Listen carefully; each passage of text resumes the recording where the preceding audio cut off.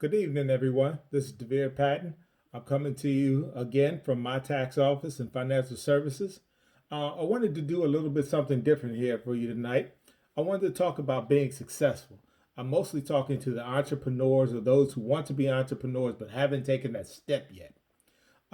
Just want to tell you a quick thing that you really need to do. I'm going to talk about the book Seven Habits of Highly Effective People by Stephen Covey. Covey, Covey. I'm sorry I don't have it here in front of me right now. We just moved recently. It's probably still in the box somewhere, but I do know about the book, read the book. It's a great book. I think you should read it. And I'm going to give you a cheat sheet here today and tell you what the seven habits are. Okay? Not that you shouldn't go out and get the book because it goes more into detail. And so you can go back and read it and read it and read it again until you develop those habits. Again, the book is called The Seven Habits of Highly Effective People by Stephen Covey. All right, habit number one. What Stephen Covey says is be proactive and not reactive. All right, that's habit number one of highly effective people. Some people spend their days constantly reacting to the external stimuli that they can't control. Instead, Stephen says be proactive by focusing on what you have control over. That was very helpful to me because I tried to, solve this problem, solve this problem, solve this problem, or whatever. But I didn't have control over this problem, this problem. I only had control over this problem right here. So the first thing, be proactive and not reactive. Okay. Number two, begin with the end in mind. Uh, Set a goal, see a vision, write it down and make it plain. But begin with the end in mind. Before you engage in any activity, visualize the result that you want in your mind and first list out the steps that you need to get to that result. All right, take it for instance, a construction. No construction worker ever began just building a building or building a house without specific plans.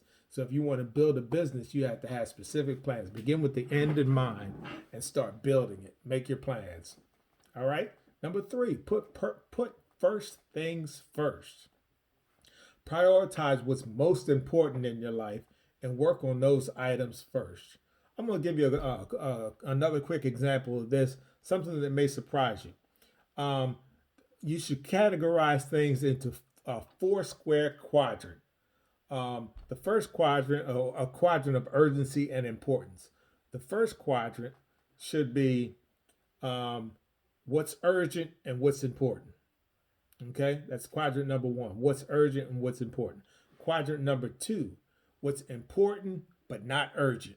Write down everything that you do in the daytime that's important but not urgent. Number three, write down what's urgent but not important. And number four, write down the stuff that's neither urgent nor important. And then prioritize your day that way. So you may get into a habit of maybe doing it daily and everything. I know that's a lot of work, but get into a habit. We want to be successful, so work is doing a lot of work, doing stuff out of the box. Okay, but here's what may be surprising to you. Prioritize your day in a way that allows you to spend time on the most neglected square. Which one do you think is the most neglected square? And that's square number two. Things that are important but not urgent. Those are the things. If you think about it, those are the things that sometimes you just don't get done. You really wanted to get this done, but it wasn't urgent enough. So the next day you have to do it again. You really wanted to get this done, but it wasn't urgent enough. Prioritize your day, and in a way that allows you to spend on those things. Number four, cultivate a win-win paradigm. Many people treat life like a competition. However, highly effective people build deep relationships with others by showing empathy and seeking win-win situations. Okay? So look for win-win situations. Treat your relationships with others like your bank account. Make deposits as much as you make withdrawals. Okay? Make deposits in other people's life as much as you withdraw from other people's life. All right. That was habit number 4 of 7 Habits of Highly Effective People by Stephen Covey. Habit number 5: work at understanding first, then work at being understood. People are likely to trust others, or unlikely, excuse me, people are unlikely to trust others unless they feel like they have been fully understood. Don't listen so you can give a solution, but listen so that you can truly understand. Habit number, where are we at? Number 6: create synergy by practicing openness. What does that mean? Synergy exists when the contributions of a group add up to more than the individual contributions. An example with that would be develop synergy. You have to be open and value the different perspectives that others bring to the table. It's not only about you. We need help in this world. We need help in this world. Get it together, bring synergy, listen to other people's perspectives, and then work it out. Okay? And then, of course, habit number 7: to keep sawing, sharpen your saw. If a lumberjack spent every second of his day cutting down trees, eventually he would have an ineffective, dull saw.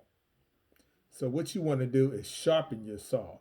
Write down the activities that you need to do to sharpen your four key saws: physical health, spiritual health, mental health, and social and emotional health. Let me read those again. Those are your 4 key saws that you need to sharpen. Because if one of them gets dull, then you're not working as hard, or you're not as working as effective.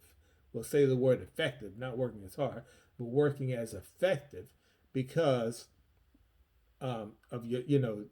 We're talking about 7 habits of highly effective people. We want you to be more effective.